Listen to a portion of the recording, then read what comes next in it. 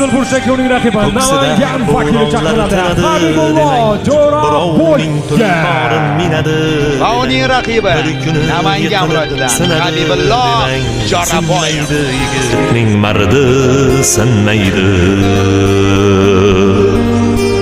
Ko'ksida bo'ronlar tinadi demang, birovning tulporin minadi demang, bir kuni yiqilib sinadi demang. Sinmaydi yigitning mardi sinmaydi. Davrida davronin suri Raqibi Qizil burchak.